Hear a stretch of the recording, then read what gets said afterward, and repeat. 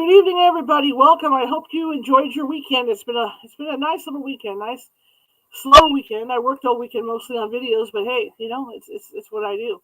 Welcome, welcome. My name is Charlotte. I'm going to be your host for the next hour. I'm also the owner of the California Haunts Paranormal Investigation Team based out of Sacramento, California. We are 45 strong up and down the state, which means we can get you if you think you might have a paranormal need. It may take us a couple days because California is a huge state. Including me, think of California as oceans and beaches and surfers. It is. But there's also parts of California that are more rural. We not only have oceans and all that, we have deserts, high deserts. We have a lot of mountains, and we have a lot of farm space.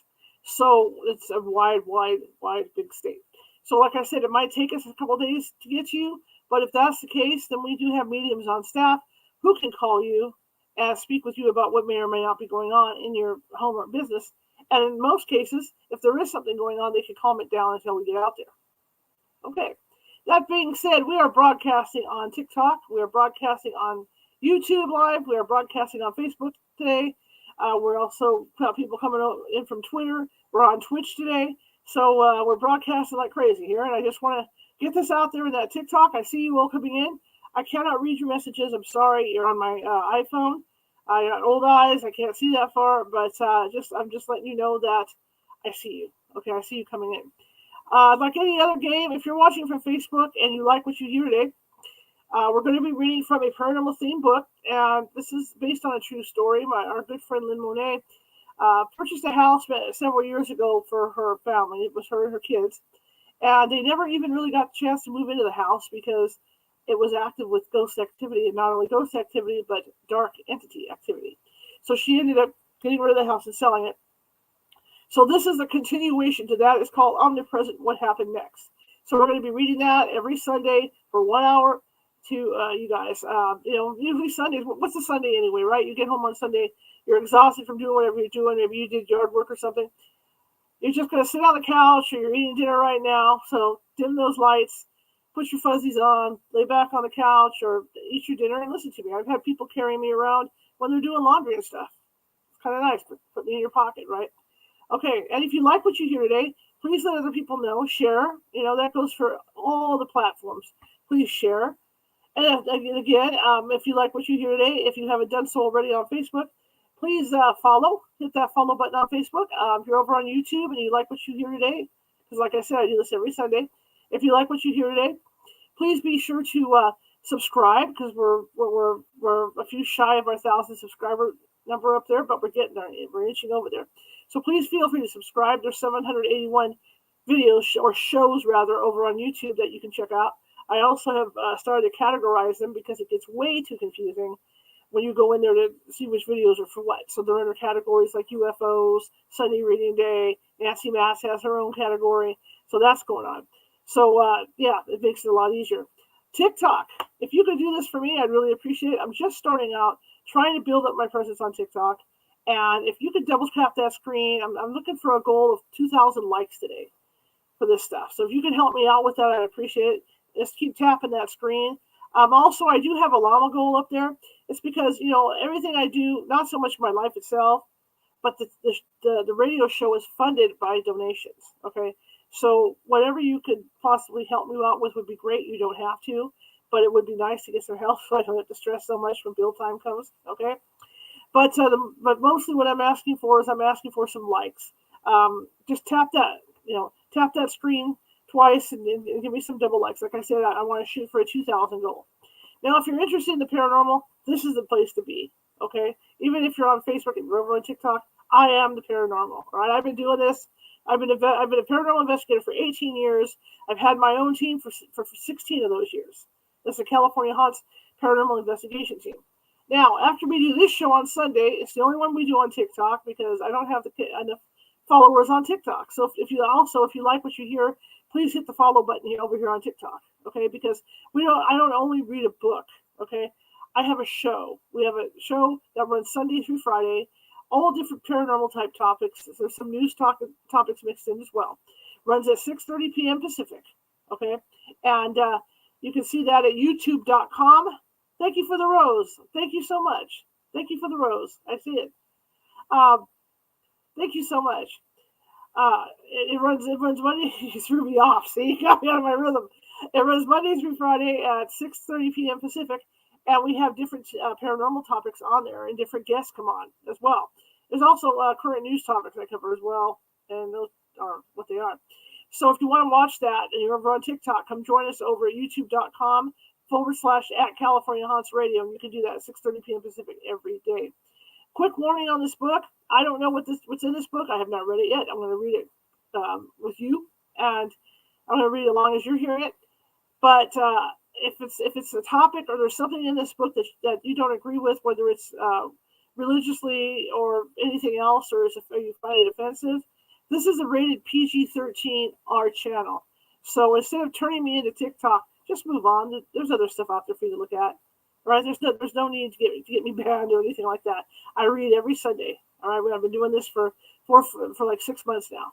So if you could just move on if you don't like something that comes out of my mouth or something that comes out of the book, please do that and avoid banning me, because my goal is not to be banned. My goal is to entertain people and teach people. Learning about the paranormal is or teaching and learning about the paranormal is when you do that. Okay. That being said, I'm going to read for about an hour. And like I said, we're just starting this book up. We just finished Mary Muter's book, and so we're moving back into Lynn. I had her book on 2 books ago, and it was scary. The first Omnipresent book was really scary. It even scared me, and I've been doing this a long time. Freaked me out. Weird things would happen after I read it here in my studio. Weird things. All right. So again, please double tap that screen. I'm trying to shoot for 2,000 likes today. If you could do that for me, I'd appreciate it.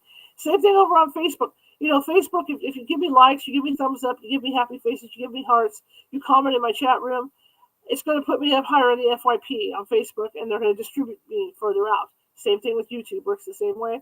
Same thing with TikTok. The more hearts you hit, the more likes you give me, the further out they're going to distribute us. Okay? And I'm trying to build this up. So again, I really appreciate the person that sent me the rose. Thank you. If you guys could do that for me, I'd be so happy to get the thing started like that. And to remember to double tap that screen.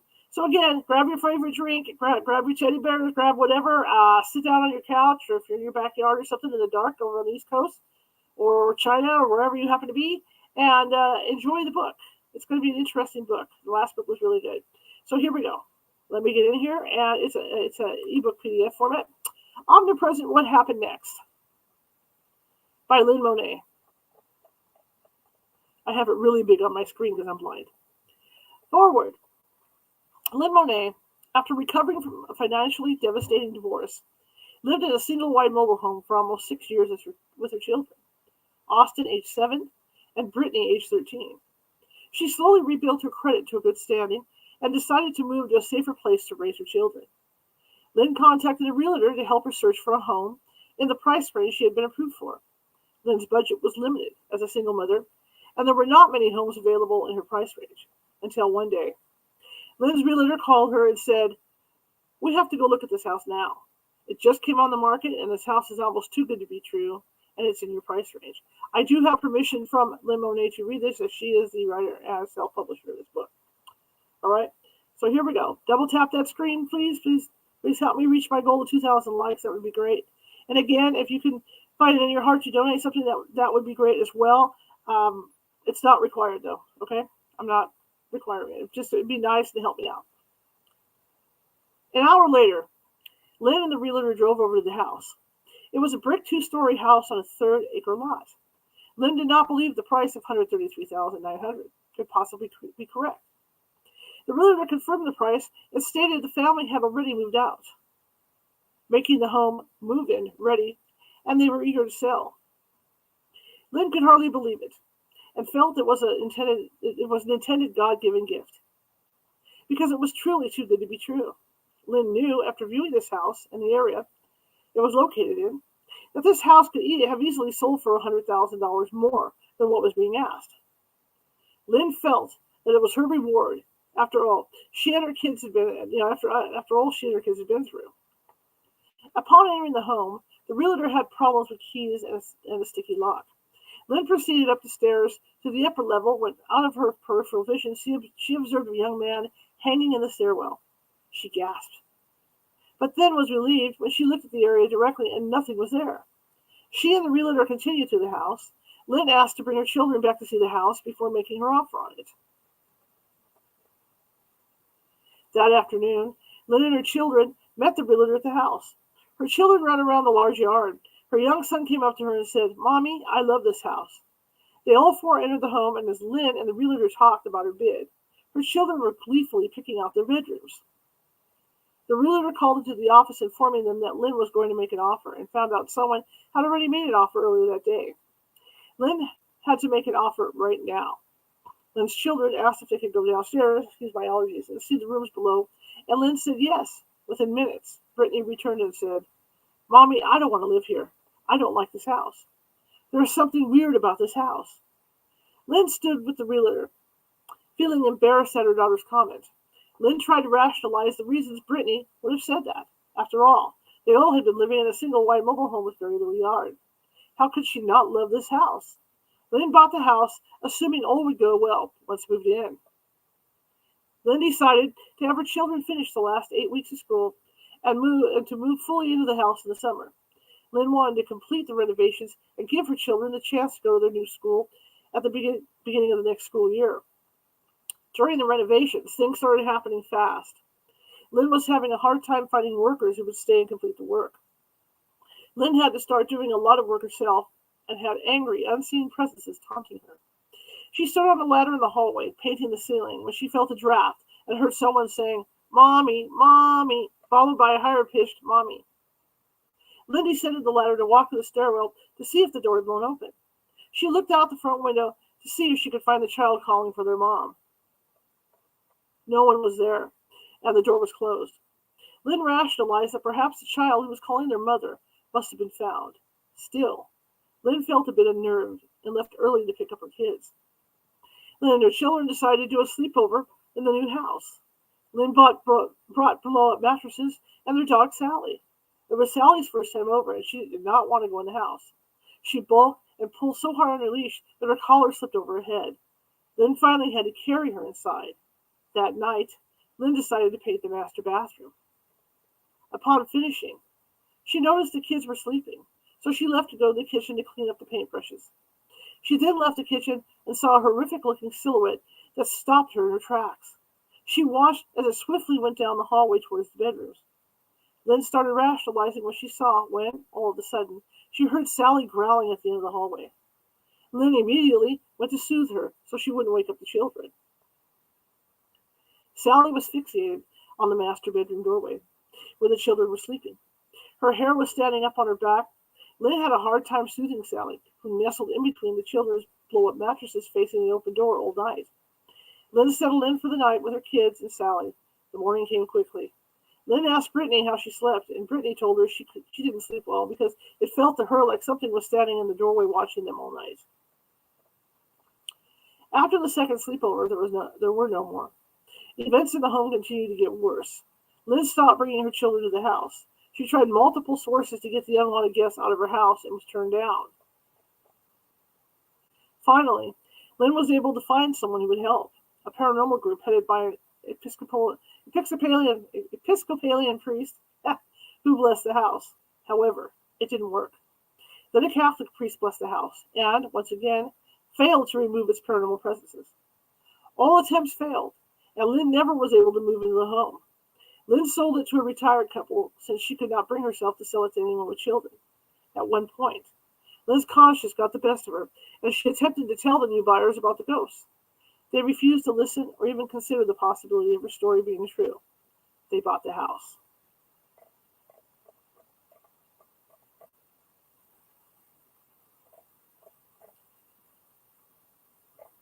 Okay, coming into the chapter 1. The last chapter first. Again, if you TikTok, please tap that screen, double tap that screen. I'm trying to reach a goal of 2,000 likes today. And thank you guys all for coming. I appreciate it, but keep tapping that screen. Same thing with Facebook and everywhere else. Share this with people if you're interested in having them know about it. I'd really appreciate it. I'm trying to get the word out. I'm trying to build my presence up online. So help me out. The last chapter first. And again, if something offends you in any way, we are a PG-13 rated R channel. So please move on to something else. There's plenty of Disney creators and people like that on that you guys can go see, and fishermen and all that. So, feel free to do that. 6 months had passed since the sale of Lynn's haunted house in East Flat Rock, North Carolina, when she had to travel to South Carolina from North Carolina. Lynn was traveling south on the Interstate 26 and noticed traffic ahead was not only backed up, but also at a dead stop. Lynn quickly took the closest exit in order to avoid getting caught in the traffic standstill. Lynn did not notice at first which exit she took. Then she realized the exit was Upward Road in East Flat Rock. Lynn started to feel a bit queasy. Lynn had not been off this exit in 6 months and had no intention of ever getting off of it again. She pulled into the gas station on the corner to figure out a plan to avoid the accident on the interstate while still getting further up the road. Since Lynn was never able to move into the area, she was not aware of the best roads to take for a short cut back to the interstate, so she decided to follow the road that seemed to parallel the interstate. As she followed the road, it seemed to separate from the view of the interstate. She passed by a trailer park and came to a stop sign. Lynn remained stopped, trying to figure out where she was and which way to go. She read the street sign only to realize she was on a cross street that connected with her previous home, the haunted house. Lynn's choices at the stop sign were to either go straight or turn right. Forward seemed to be veering off into the wrong direction, but the right would take her to a main road with interstate access. Lynn contemplated whether to turn down the connecting street or not. Her ex-East Flat Rock house was just 3 blocks up on the right. Just then, a car came up behind her and blew their horn.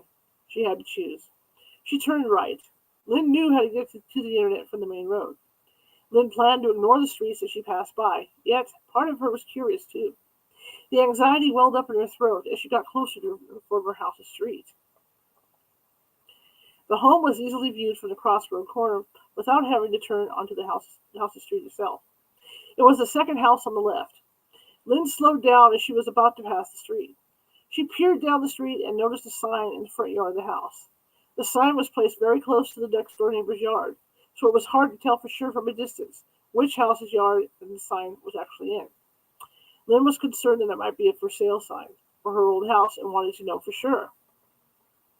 Lynn drove to the next block, turned onto the street, and found a place to turn around. Before pulling back onto the crossroad, she sat at the stop sign. Lynn hesitated for a few minutes as she got up the nerve to go back and turn onto the dead-end street. She knew, with it being a dead-end street, that she would have to pass the front of the house twice, once coming and once leaving. Lynn said a prayer out loud in her car and asked that the new owners would not come out of the house or notice her while passing. She was concerned that if they saw her, they would vary at the least one inviter inside. There was no way she was ever going back inside that house, nor would she ever pull into that driveway. She also became concerned that if they saw her passing by, they might have a horrible story to tell about the home. Lynn asked the Lord for protection from any negative forces. She turned off the side street with her radio on. She shut her radio off so as to be inconspicuous as possible. She turned onto the street with the house. As she pulled up in front of the house, her heart sank in her chest. Lynn saw not only the sign in her old East Flat Rock home yard, but it was a for sale by owner sign. Lynn was saddened. She had hoped the new family would be able to live in the house peacefully, the same way she had originally wanted to. Lynn had sincerely hoped that perhaps the removals she had attempted had a delayed effect and that some of the many efforts of clearing the demonic presences from the home had been successful. She still hoped that perhaps there was another reason they had to put the house back on the market all of a sudden. Yet she had her doubts. Lynn recollected the day she attempted to tell the interested buyers about the ghosts.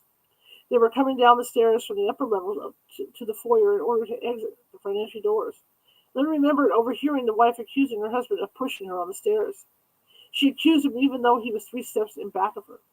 He retorted that he had not pushed her and was unable to reach her from where he was at. Lynn reflected, remembering in that moment that she felt the wife had been pushed by the wolf-type demon that was notorious for dominating the stairwell and door locks. Lynn remembered trying to tell him about the ghost. She wanted that clear conscience. She did not want them to blindly walk into buying this house without knowing, like she had done previously. But they didn't want to hear it. They were adamant about not entertaining such thoughts.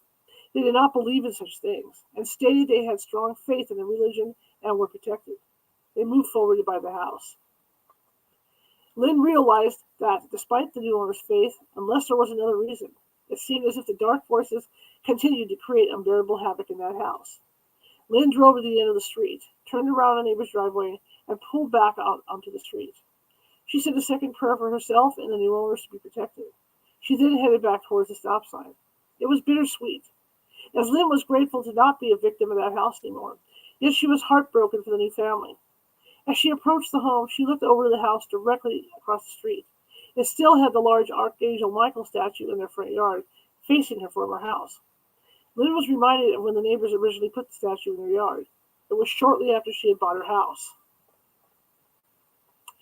Lynn continued forward, and it coasted directly in front of her old house when, all of a sudden, her radio turned on and blared full blast.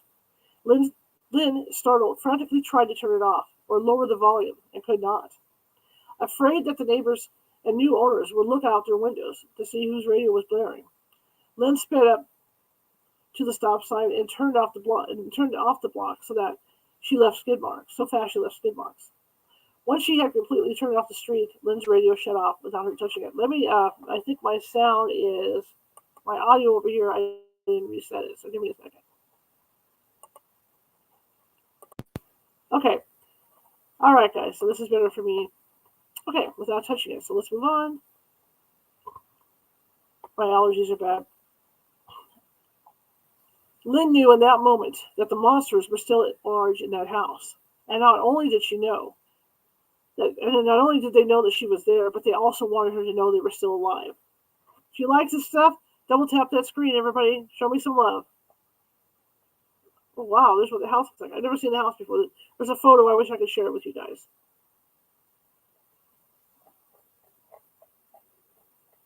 So let me get through the photos. Okay. After going about 2 miles down the road, Lynn was still feeling the effects of the demonic attack. She pulled over to a grocery store parking lot to gather her nerves. She felt nauseated and stated a prayer out loud in her car. The prayer seemed to ease the nausea completely. Lynn decided to call her mom and tell her what had just happened. She also informed her mother of the for sale sign. They both agreed how sad it was and said it together for the new owners. Lynn vowed never to go there again. Chapter 2, the previous owners. If you like what you see, double tap that screen on TikTok, please. I really appreciate it. Trying to build my numbers up. Let's try to get past 2,000 today. Same thing for everybody else. Give me a thumbs up. Show me some love. Show me some love. I'm going to double check here over on StreamYard really quick. Make sure you guys are still there. Yep, okay. All right, continuing on.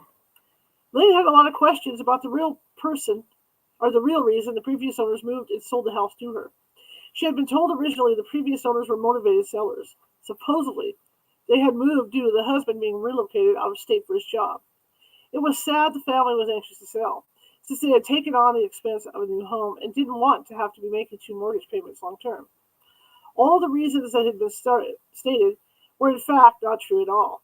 No one, not even church-going people with strong faith, could live there. Now that the house had been sold and was no longer Lynn's, the previous owners might be more willing to talk about the house. Lynn went into the county records and found what she needed. She then went on the internet trying to find out how to contact the Smiths. Lynn found their contact information and mailed them a letter asking for them to call her. Weeks passed and a voicemail was finally left on Lynn's phone for the previous owner, Dan Smith. Lynn called him back. Dan answered the phone, somewhat surprised that Lynn had made contact, and was curious about the reason. Did you or your family ever have anything peculiar happen to you in that house? She asked. Dan hesitated. Like, what kinds of things do you mean? Like the house might be haunted, Lynn asked. Dan chuckled and repeated, haunted? Yes, Lynn continued, and please know that if you or your family have concerns of repercussions, I have already sold the house and never moved in there. I was just calling to validate my experiences. Dan hesitated, and then said, I think you need to talk to my wife about this. Does she call you back tomorrow?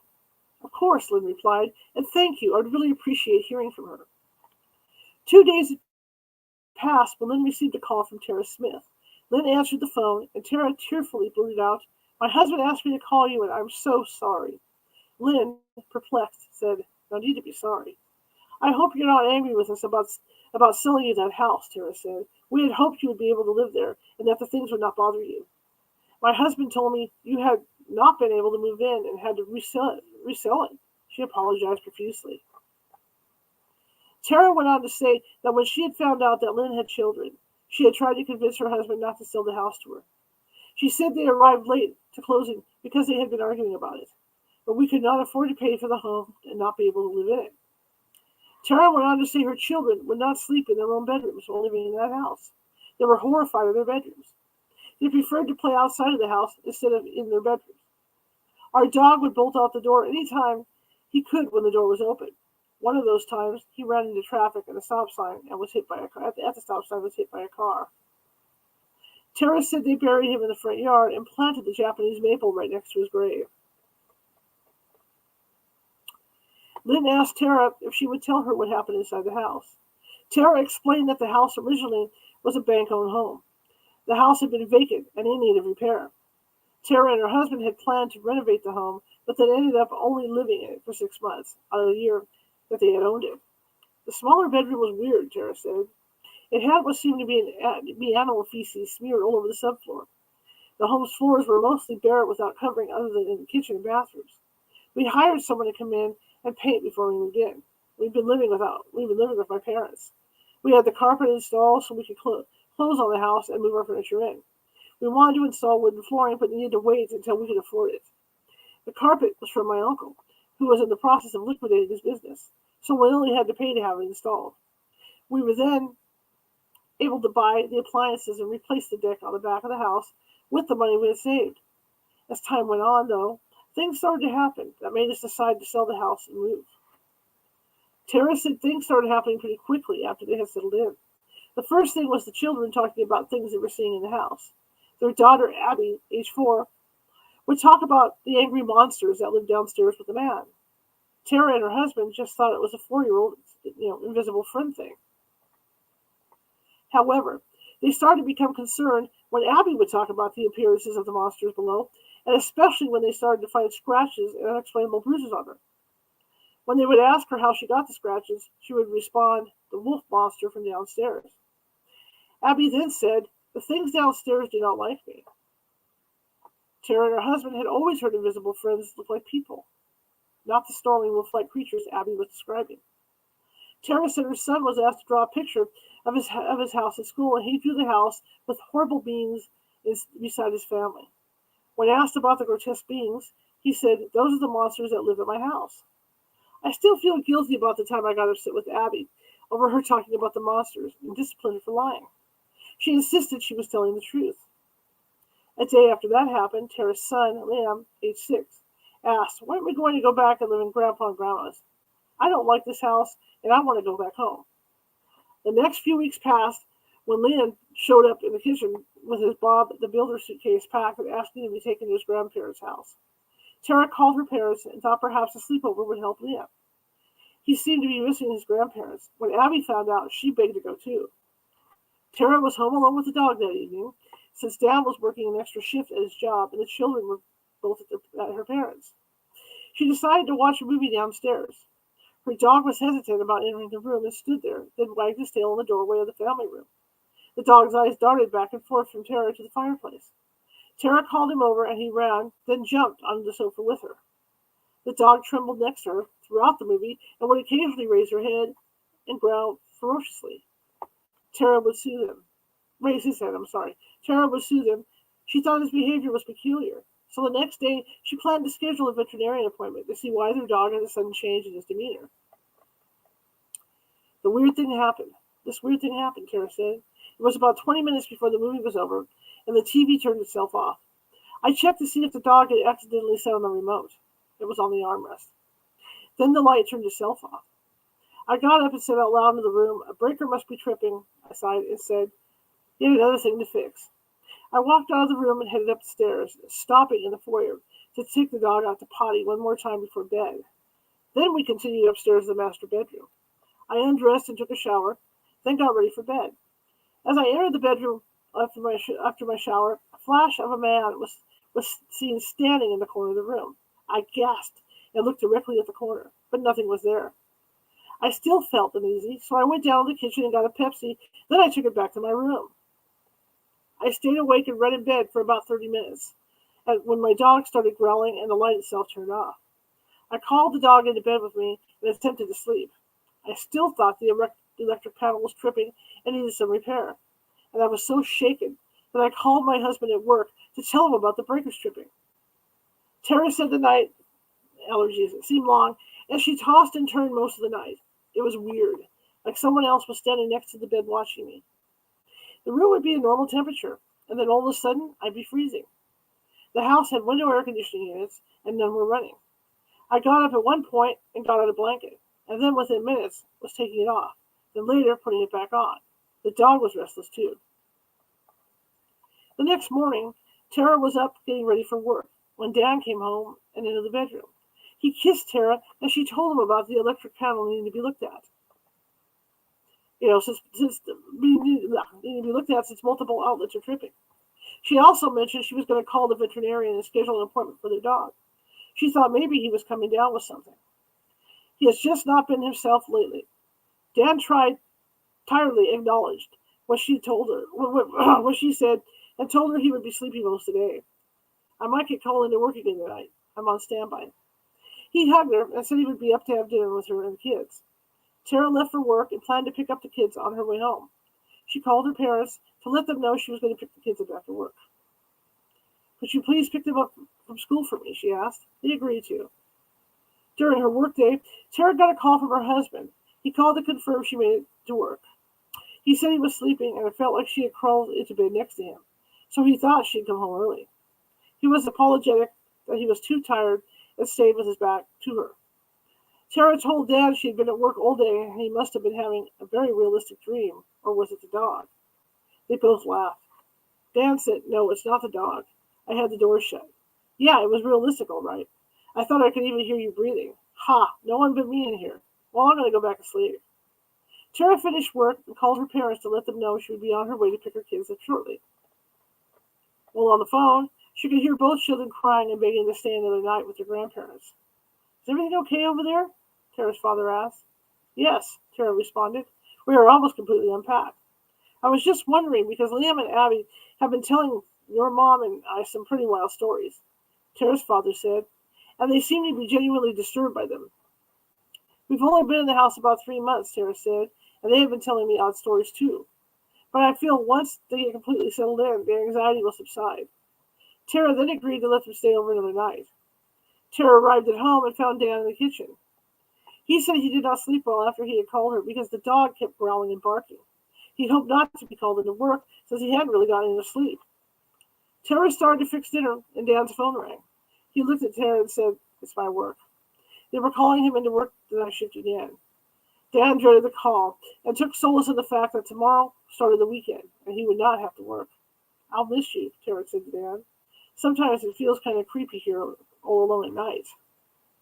Dan laughed and told Tara to stop watching horror movies before bedtime. They both chuckled. He said he would try to get off early. Tara called and talked to Abby and Liam before their bedtime. She went downstairs in the bonus room to continue unpacking boxes until she heard what sounded like water running upstairs. She ignored it at first, thinking it was raining outside. Then she finally went upstairs to see if water was running. When she got to the top of the stairs, the water sound stopped. Tara thought maybe it was the toilet, so she went into the kitchen and grabbed a flashlight. She was not going to get stuck again in the dark with the tripping circuit breakers. Tara tested the flashlight before leaving the kitchen, then took it with her downstairs. The light was bright. She continued to unpack boxes and put things away. She was pleased to have come by her grandfather's lighter in one of the boxes. She opened it and was surprised when it still lit. She had just put the lighter into her pocket when the lights turned themselves off. She was in the pitch-black, dark room. Tara reached for the flashlight and turned it on. The flashlight would barely light. Tara, frustrated, took the lighter from her pocket and lit it. And that was when she saw what appeared to be a large black snake slithering across the floor towards her. She screamed and ran from the room and up the stairs. Tara was trembling so much she could hardly hold the lighter without burning herself. She reached for the stairwell light switch and was surprised and relieved when the light turned on. Tara's heart was pounding in her chest. She had to stop for a moment to catch her breath. She phoned her husband at work and frantically told him about the snake. Then, Tara took the dog out, and since there was no way she would sleep in the house with a large snake in it, they both got into her SUV and slept there all night until her husband came home. When Dan came home, Tara jumped out of the SUV and told him they needed an exterminator. She followed him into the house and upstairs to the kitchen, where the sink faucet was running. "You left the water running," Dan said. "No," Tara said. "I only came into the kitchen to get a flashlight, but never touched the faucet." Dan turned the faucet off and said, "You were so upset about the snake you probably do not remember." Tara insisted she did not even come back into the kitchen after seeing the snake. "Well," Dan replied, "someone left the water on, and it was not me because I was at work all night, so it had to be you." And they continued to argue into a huge fight. Dan finally went to bed, slamming the door of the bedroom. Tara stayed in the kitchen and cried. She could not remember them ever having a fight that bad. Double tap that screen, everybody. Double tap that screen for me. Tara slept in her daughter's room for a few hours. Then she got up and ate some breakfast. She was still pretty upset from the fight with Dan the night before. She called the exterminator and electrician to come to her home. She knew the cost on a weekend would be much more than a weekday, but she insisted they come. Both the exterminator and the electrician could not find anything wrong with the circuit breakers or any snakes.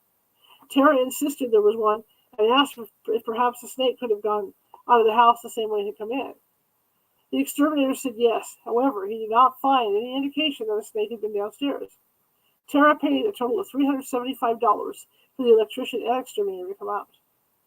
Dan slept until noon. When he woke up and found out about the cost being paid and basically nothing wrong, he became enraged about the wasted money spent. He walked out the door to go take a ride. Tara called her parents. Her mother answered and could tell Tara was upset. Tara told her mother that she and Dan had been fighting and asked if the children could stay another night. She did not want them to come home and hear them fighting. Tara's mother agreed. "I do not understand what's going on," Tara told her mother. "Dan and I never have fought like that. Dan is acting weird, the dog is not himself, and the kids hate it here. I do not know what to do. Dan is usually easygoing and very easy to get along with, loving and kind. If we have a disagreement, it never lasts more than 20 minutes. Today, he is hard to reason with. I think he needs the weekend to catch up on his rest." His mother agreed, or her mother agreed. Tara started to put clothes away in her daughter's room when a horrible smell made her start to cough. Tara thought it was a septic tank. She left the room and went into the kitchen to give the septic tank deodorizer to flush in the toilet, and the smell seemed to follow her in the kitchen. As she bent over to open the cabinet under the sink, she felt the sensation of something with legs crawling up the back of her left leg. She screamed and frantically started brushing off the back of her leg. She stood on one foot, looking to see if whatever it was fell off, and she saw nothing. She assumed it must have been a big flying bug and started to look around the room for it, but never found it. Tara said her daughter's bedroom always had the smell of something dead in it, regardless of how many times she tended the septic tank. The smell just never went away. It was like something had died inside the walls. That evening, Dan came home and entered the foyer, then slammed the front door. He yelled, Why did you keep knocking on the bedroom door this morning when I was trying to sleep?" Tara responded that she had not been knocking on the door. "Yes, you did," Dan raged. "I even heard your voice saying my name from the other side of the door." Tara denied this happened, which angered Dan even more. His eyes appeared black. They fought all day, and Dan slept that night in a different room. Tara lay awake crying all night. Dan has never acted like this, she thought. The next morning, Tara got up and made coffee for both of them. She left a note on the counter saying, "I'm sorry." Then she went out for a walk with the dog. Dan phoned Tara and started yelling at her for leaving the water in the kitchen running again and how much their water bill was going to be because of it. Tara apologized and said even though she did not remember leaving the water running, she would be more careful next time. She told Dan she did not want to fight anymore. "Then quit doing such brainless things," Dan snapped at her. Then he hung up on her. Tara picked up the reluctant kids that afternoon and brought them home. Dan and Tara hardly spoke a word to each other for days. In the meantime, Liam and Abby were waking up with bite marks on their legs and backs. The family had been in the house now for 4 months. Dan continued to find fault with Tara, and the marriage started to fall apart. Tara packed up the kids and the dog and went to her parents' house to stay for a while. Dan stayed alone at the house. Dan was now home alone. He exercised and then showered. Then he called Liam and Abby to say goodnight and tell them that he wanted to take them to McDonald's tomorrow night. He got into bed, and while watching the television, he fell asleep. An hour later, he woke up to static coming from the TV and turned it off. He rolled on his side and closed his eyes, trying to fall back to sleep. The knocking on the door began. Dan angrily sat up, thinking Tara had returned and was launching into the bedroom. "The door's unlocked," Dan yelled. "I thought you were staying at your parents' house with the kids." What, did you forget something?" There was no answer. The knocking continued. Dan voiced a few obscenities and got up to open the door. He flung the door open. Nothing was there. Dan stormed out of the room thinking Tara had returned and was playing a joke. He heard water running in the kitchen. As soon as he stepped foot in there, it stopped. Dan walked over to the sink and could see the wetness left from running water. Dan phoned Tara and left her a nasty voicemail about what he referred to as her joke. Dan went back to bed, leaving the door open. He was still aggravated. Dan lay there on his side with his eyes shut, just thinking. Suddenly, he felt something crawling up into the bed with him. He could hear a breathing sound. Dan sat up and looked over to see nothing was there. Then he noticed the indentation in the sheets next to him, and it was moving. He jumped out of bed and turned all the lights on. Spooked and thinking his mind was playing games on him, he moved into one of the children's bedrooms. He thought he had imagined what he had just seen, but still preferred not going back to sleep in the master bedroom. Dan woke up the next morning and went to the kitchen to make coffee. The kitchen faucet was running. Tara must have come by earlier in the morning and purposefully turned the water on to aggravate me, Dan thought. He shut the water off and then left the kitchen to get ready for work. While Dan was in the bathroom shaving in the mirror, he looked up to see his face, and then he heard tapping on the door. He turned, and his gaze landed on the doorway. He caught a glimpse of a man standing behind him. The man disappeared. Shaking, Dan could not get out of the bathroom fast enough. He threw his clothes on and quickly stopped in the kitchen to turn off the coffee pot. The faucet was running once again. Dan shut it off and left. While in the car, he called Tara. She did not answer his call. He left a voicemail to say he was sorry and to please call him. Later that day, Tara called Dan back after she had dropped the kids off at school. Dan profusely apologized. He started to tell Tara what had happened, and they both began comparing notes. They now understood what the children had been trying to tell them, too. Dan asked if he could come to Tara's parents' house after work. Tara agreed. That evening, Dan came to see Tara. After the kids were in bed, Tara, Dan, and her parents sat down and talked about all the bizarre things that had been happening in the haunted house. Dan was back to his old self. So was the dog, and the kids were happy at Grandma and Grandpa's house. Tara went on to tell Lynn that the house almost ruined her happy marriage. Then she said there was more. They, too, had had their church come by and bless the house. They even had a weekly church service in the house. Finally, things started to calm down. It felt as if the ghosts were gone. So the family moved back into the house. 2 days of living in the house, and everything started again.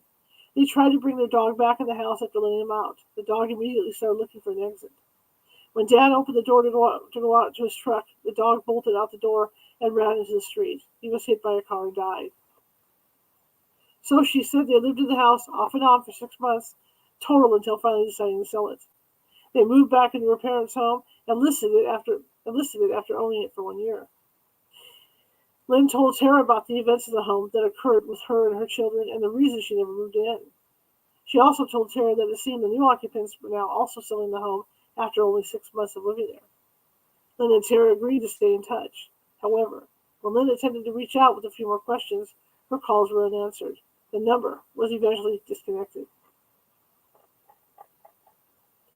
Chapter 3. Hello? Is there anyone there? If you like what you hear, please feel free to share this, and if you're new coming onto my channels, please follow. I'm looking for followers, subscribers on YouTube. I'd really appreciate it. And again, I've got a goal of 2,000 likes on TikTok. So if you double tap that screen while you're listening, that would be great. Like I said, I'm just starting out, just trying to get my numbers built up and all that stuff. So I'm just trying to get things rolling, and we're going to be doing a lot more on TikTok. All right. Hello, is anyone there? Let me take a sip of water because it's hot. It's hot today.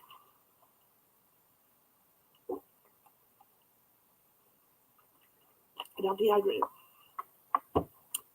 Okay. Lynn remained in her single white trailer after returning to it with her two children for about 4 months. She was cautious while she continued to look for a home to buy. She was not bothered by a person's loved one who had crossed over and would pop in for a visit every now and then. She also was not bothered by apparitions that were lost in passing through. For the most part, they would not be the ones sticking around to live with her. Even though Lynn's tactics were not a guarantee that there would not be any spirit issues coming along with the home, Lynn wanted to do everything she could to minimize the possibility. She could not afford to make another mistake and wanted the safest possible home for her children. Lynn would ask the realtor for all the information on the home the day before viewing. She would investigate the house and surrounding area as many years back as she could. She would call the previous owners when possible and ask if they had had any recollection of ghostly visits. She checked for distances from graveyards and hospitals. She checked for sinkholes in the area or paper mills and home history. Lynn would ask to enter the home ahead of the realtor so as not to stir up any dust and avoid dust bubbles in her pictures. She also explained to the perplexed realtor what she had experienced in her last home purchase. She did not care whether they believed her or not. Lynn was never going to go through buying another infested house again. She would notice things like, did the door locks open without excessive difficulty? She also looked for particular odors. Upon entering through the door, Lynn would also step inside and stand quietly for a minute to feel the energy in the home. The feeling in the air, so to speak, says a lot about a house, especially to an empath. Is the feeling in the room heavy or light or easy to breathe? Is it hot or appropriately cold inside for the time of year? Does it feel like a negative pull or is it balanced and clear? In the case of homes where someone has passed away, the suffering or cause of death can also sometimes be felt. One may wonder why, when they walk into a home, they feel the tightness in their chest, or that it is hard to breathe. That person may find out later the person who resided and perhaps died there may have crossed over due to a heart attack or pneumonia. Lynn would call out, "Hello, is anyone here?" Lynn found that most of the time, earthbound souls would come out and make their presence known. The exception was if they were sleeping in the walls or something more sinister was controlling them and they were hiding. The negative energy could be felt in those cases. If no one presented, then Lynn would call it a second time and wait a few minutes. Whenever Lynn would come across a house of interest, she would request a second viewing in the evening and return prepared with both 35mm infrared cameras to take photos. Lynn did not want to make the same expensive mistake she had previously made. After taking many photos, Lynn would then go home to download the photos to her computer and look for apparitions of earthbound souls, imprints, or demons. Apparitions are lost human souls who have not crossed over and still reside in the home or space. Because they have not crossed over, some may appear grotesque, with the cause of death apparent. Some appear as orbs. The orbs can travel past swiftly as they dart in and out of walls. They can stop in midair and linger. When up close, within a foot or two of the observer, they can have a high-pitched buzzing sound similar to a mosquito or no sound at all. Any further distance oftentimes creates frequency change in one's ears, either a ringing sound or a pressure sound similar to when on a plane shifting altitude, along with a hushing sound. The frequency change in the right ear has been said to be a spirit who is nearby. A ringing tone in the left ear indicates they are farther away. Both are in viewing range. Now, just as an FYI, you guys, I've been ghost hunting for 18 years, and I'm not a big fan of orbs. Okay, this is Lynn has done her research, about orbs, but I'm not saying I agree with her. I'm not saying I disagree with her on this, but I am not a big fan of orbs, so we're just going to read this. Skeptics believe that orbs are dust particles, pollen, static discharge, moisture, or stray lights. While this would be true in some cases, orbs are often balls of energy. The Ghost Research Society has managed to capture orbs when all of those possibilities were carefully controlled and ruled out. I can buy that. The denser and brighter the ball of energy, the more likely it has to be an orb. If one zooms into a picture of an orb, it is often possible to see what's inside it. Perhaps one may even recognize who or what it is. I have seen orbs with faces in them over the years. Orbs In layman's terms, are spirit spaceships. Spirits use them as vessels to travel in. In appearance, orbs are spheres of energy that travel and emit light from within.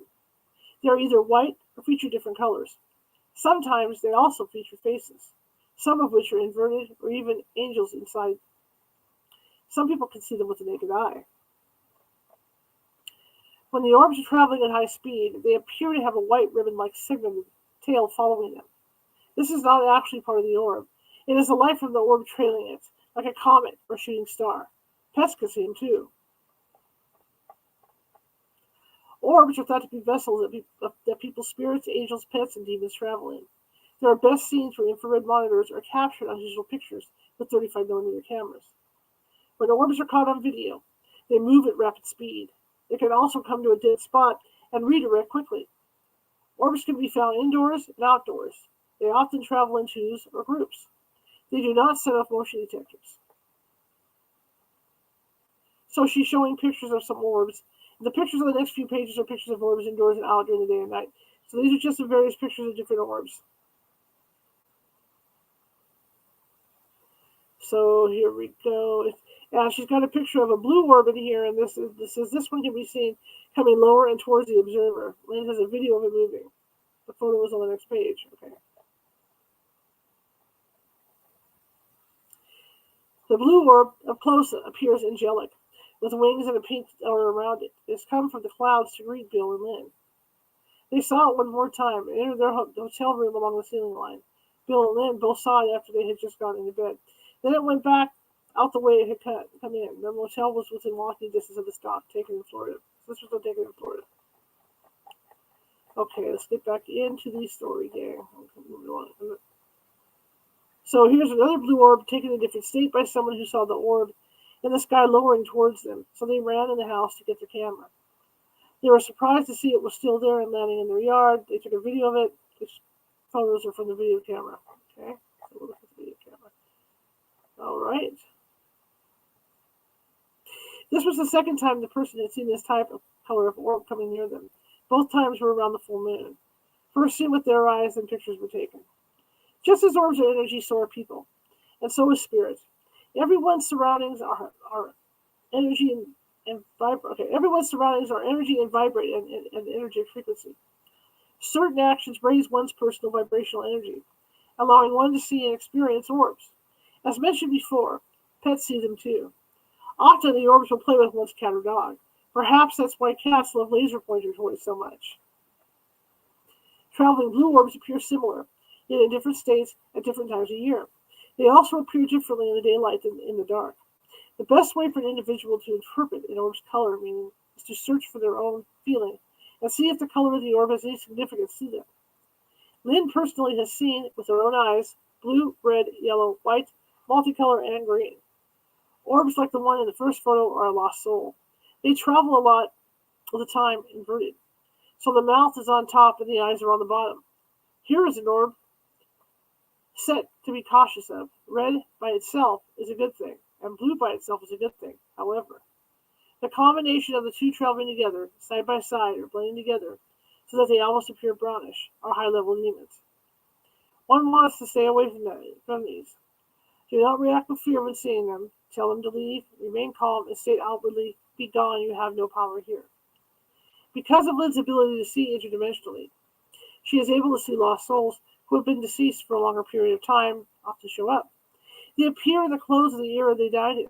They often appear with other, more negative entities, and they are often controlled by a dominant spirit. This spirit could have been an earthbound human soul.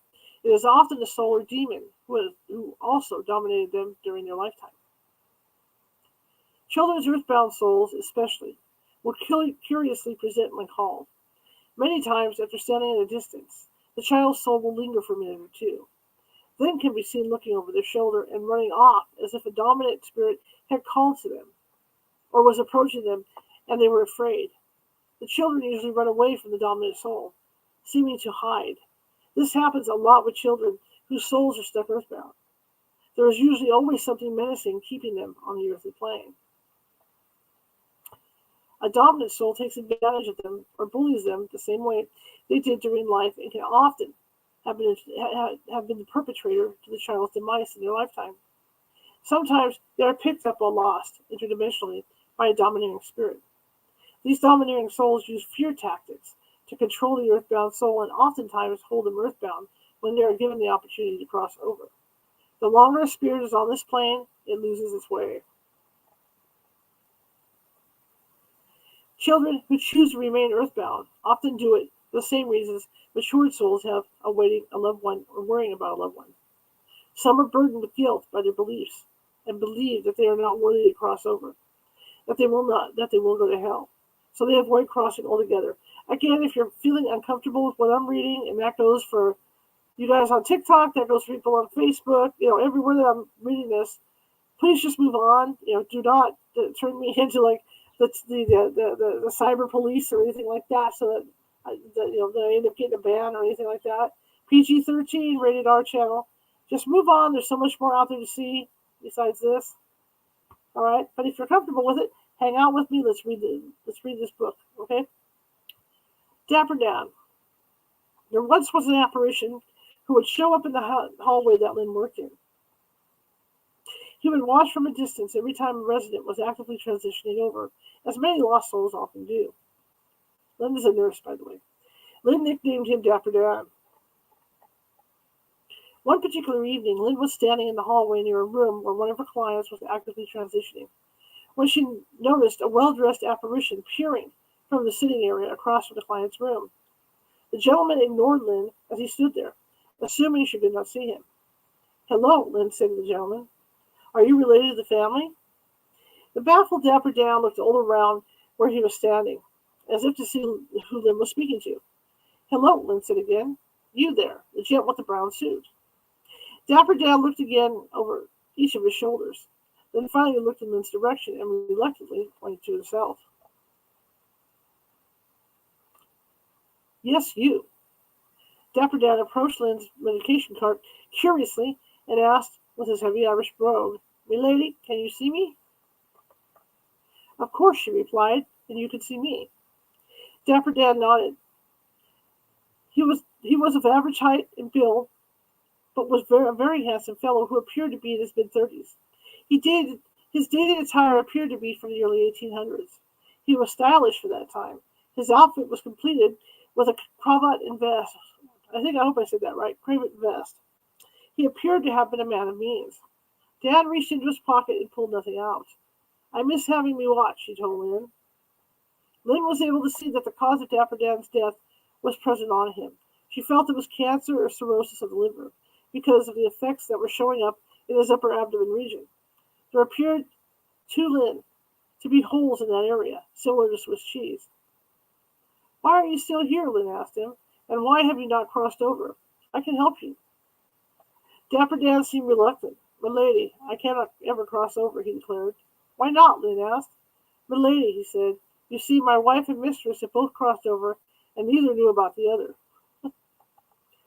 Lynn chuckled and responded, "Well, they know now, and I'm sure they've forgiven you. You may want to reconsider. This is the perfect time to cross. The heavens are open and awaiting the rebirth of the one transitioning. If you change your mind, let me know, and I'll help you catch a ride home. After all, this could be your last chance. It's not every day a ghost meets a person who sees dead people and does not run off screaming at the sight." Dapper Dan smiled, raised his eyebrow, and cocked his head to the side with a sideways nod, then faded away. The worry and guilt a soul experiences during life can keep them here. Another thing that can keep a soul earthbound is addiction. It is so important for a person to get these types of issues under control before they cross over. It's important to enter clean and free of addiction, and to exit the same way. This does not mean that a person with an addiction will not cross over. They just might be more apt to refuse crossing over. They remain in the fourth dimension. There are 12 dimensions that we know of on this plane. There could be more. The earthly plane is on the third, where embodied souls live on Earth, and the fifth dimension is where they cross over into. The fourth plane is never a good place for a deceased soul to be stuck. The things seen in the fourth dimension are often grotesque or unusual. Mentally disturbed souls in the fourth dimension are still disturbed. Someone who is headless is still headless. Limbs can be missing and rotting. Wounds are still present. Again, if you feel uncomfortable with what I'm reading, move on to the content creator. Okay? All right. They draw on one's energy, disturb one's sleep, and can bring other souls into one's home through the portal from which they came. They may not be as friendly. And emphatically, who would want to be in their position? As for souls in the walls, the only way to know about those, see, it got hot here or something, unfortunately, is when they are awakened, usually by renovations. They are not happy ones. After all, they have usually been there sleeping a long time. More than likely, they lived in the space when alive and see you as an intruder. So they're cranky when awakened and usually do not like people invading their privacy or their slumber. The same as an embodied soul would react to a burglar in their home or an intruder walking into one's home and starting to rip out the walls and changing bathrooms. Plus, being ignored by the perpetrator because they cannot hear you, that in itself is enough to frustrate and anger anyone, embodied or not. Keep in mind that since these earthbound spirits have not crossed over, they still have embodied soul emotions. In the case of demons, they hide and wait until after one has moved in and everyone is comfortable before they amp up. Apparitions who are sleeping also become active during and after renovations. They like things to stay the same as they have become accustomed. Black shadow platforms, which show up as snakes, have upright, almost human-looking silhouettes and flat oval round shapes with a fluttering edge. The fluttering edge is similar to a tablecloth hanging over the edge of a table. It moves fluidly across the floor and can also be seen shimmying up and onto and off the chairs and beds. These round ovals shimmy, the snake slithers, and the human form fades. They're manifested by embodied souls. They are formed by residents where they reside and are left behind when the person moves elsewhere. They're usually created by a buildup of negative thoughts or patterns, actions, and emotions by one or more people who have lived or are living in the space. These shadow platforms accumulate like rain making a puddle. In spaces where there's a lot of repeated arguing or fighting and hateful thoughts or acts, perversions or negative thoughts or emotions. So they get larger and denser as they soak up the negativity. These platforms in themselves are negative and energetic and can be easily removed by oneself. It's important to clear a home or space spiritually when moving in there, to clean up other people's energetic leftovers. Information on how to do this yourself will be left in the ending chapter of this book. These platforms do not leave on their own. They do not follow the person who created them, and are now leaving them behind. They will stay with you as long as you let them and will build.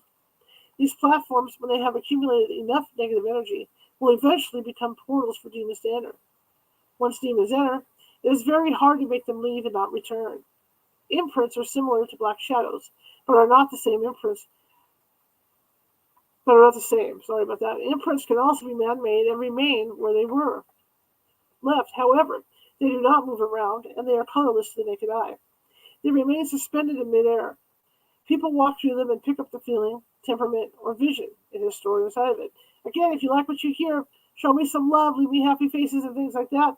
If you're on TikTok, if you're on TikTok, double tap that screen. There are thought patterns that usually occur over areas in a place that have had a lot of conversation, such as a dining room table or sofa in a family room. They appear in 35mm pictures as great cluster-like milky or gray translucent bubbles hovering over the area. Man-made imprints are residual thought or feeling or action, but no shock factor. They usually stick with the person who walks through the imprint. This person may all of a sudden wonder why they feel so sad or angry when nothing has happened to make them feel that way. Demons can also instantly create an implant, however. Those dissipate after the implant has been purposefully placed in someone's mind or dreams. They don't linger like the man-made ones do and do not remain suspended in midair. It is hot today, I'll tell you. The imprints demons place upon a person are horrific and scary thoughts. Their imprints, unlike man-made imprints, are so realistic one can feel it. For instance, the snake that has been imprinted by a demon in one's pocket, coiling and slithering out of the pocket and down one's legs. The whole purpose of the demonic imprint is for the shock value. A person gasping and fear energizes them. If the person screams out with fear, it is a quick fix for the demon and its posse. After announcing herself, Lynn would hesitate to give any souls the opportunity to show themselves. If any did, Lynn would acknowledge them and state why she was there. She would also inform them that they are dead, since sometimes they don't realize they are, and offer to help them cross over before leaving the premises. When earthbound souls do not come forward, Lynn would proceed slowly and softly walk from room to room. Lynn would take multiple photos of hallways, stairways, rooms with fuse boxes, the area where the walls meet the ceiling, fireplaces, especially natural stone ones, rooms on underground levels, the outside peripheral of home and yard, baseboards, and anywhere there was a draft of warm or cold, or a gut feeling. Lynn's best weapon was that she could see the apparitions a lot of the time, but she would still take pictures of them to verify the type of apparition and confirm that that's what it was. She would become quickly uninterested in homes that had a death and any kind of known trauma in it. She would also pass on homes if there were multiple sales in a short period of time, or cemeteries or hospitals within walking distance, or, of course, if the price was just too good to be true. Lynn did not want to ever again go through anything like what she had just been through. Making the same mistake of buying another demonically infested home was not an option. On the contrary to many beliefs, sage or smudging a home is not enough to make hardcore earthbound sellers leave. And with demons, it does nothing but aggravates them and makes them move away temporarily. Then they return with a vengeance.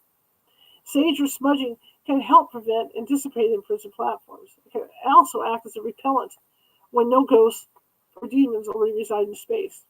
Sage works well to neutralize negative energy left behind by embodied souls.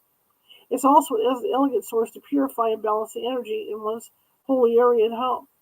It cleans up after a haunting removal to neutralize any adverse micro-energies left behind one.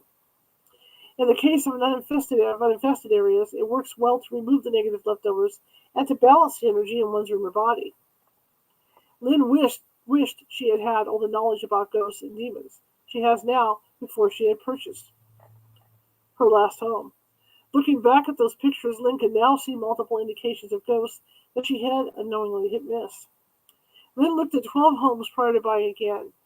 6 had apparitions, 2 needed a lot of renovations, and 4 were considerable. Lynn returned to a 2-story home on the considerable list with her son. She wanted Austin to walk through to see what he thought. Lynn had been there earlier in the day with the realtor, and it seemed okay. Little did she know it had a woman's spirit that had been hiding during her first visit to the home and was found by her son. Another home had a key box, so they were able to let themselves in with a code. Austin entered the area ahead of her. He turned to Lynn in the doorway and said, "Did you see that?" "What?" Lynn asked. "I thought I saw something flash by, but I'm not sure," Austin replied. They continued up the stairs together to view the upper area first. When they came back down the stairs, Austin went to look in the kitchen, leaving Lynn standing in the living room. Lynn turned and saw an energetic movement in the air. It looked like gas vapors in midair and was coming closer to her. She knew it was a spirit that did not feel friendly. She never expected what to happen next. She saw the flash of an older man with his hands up at shoulder level and straight out. He placed something around Lynn's neck and was attempting to choke her. Lynn started to cough and moved away quickly as dark shadows swirled around the old man's spirit. Lynn, still coughing, went to the front door and exited. She called for Austin. They left. Austin told Lynn he didn't want to live in that house. He said he saw a creepy older man when they entered the master bedroom. Lynn informed Austin she had met the man and that he had come to her in the living room. She went on to tell Austin he attacked her and tried to choke her. She continued to feel the energetic discomfort as if a constructed rope was around her neck while they drove away. The next day, Lynn woke up and her voice was literally gone. It stayed that way for about a week. Lynn marked another one off her list. Out of the 12 houses, Lynn finally bought a bungalow-style house in Asheville, North Carolina, very close to her work. Since Lynn's abilities to see interdimensionally were awakened, she had to use discernment on many levels. People from many places who had heard her story would come to see her seeking validation for their own apparition issues and advice. All right, that's going to be it today. We'll start chapter 4 next Sunday. I hope you guys enjoyed the book. There was a lot in here. Let me get back to StreamYard here. Okay, there we are. I hope you guys enjoyed the book. It's already turning out to be very interesting. Thank you, TikTok, for joining me. Thanks for everybody that watched. I hope to see you guys next week here, 6 p.m. Pacific every Sunday. I read from the Paranormal Theme book. This is going to be the one for the next few weeks. But I'm glad you guys came, and I really appreciate it. All right. If you like the show, share it with 5 people. If you hated the show, share it with 5 of your enemies. We're equal opportunity here at California Haunts Radio. We're just trying to get the word out about our show, and hopefully that happens because I think we have a pretty good show here. Again, for people that are on TikTok or anywhere else other than Facebook, YouTube, and Twitch, if you want to see the show live during the week, you have to go to youtube.com/at California Haunts Radio. In fact, our guest tomorrow, we're going to be talking to Demon Hunter Jeffrey Seelman. He's going to be with us at 6:30 p.m. Pacific tomorrow. So I'll see you guys tomorrow. Have a great rest of your day, and see ya. All right, you guys, Facebook, I will see you tomorrow. Everybody else, all the usuals, TikTok, TikTok. It's really hot right now. TikTok, YouTube, and all that good stuff. I will see you guys tomorrow, 6:30 p.m. with Jeffrey Seelman. See ya.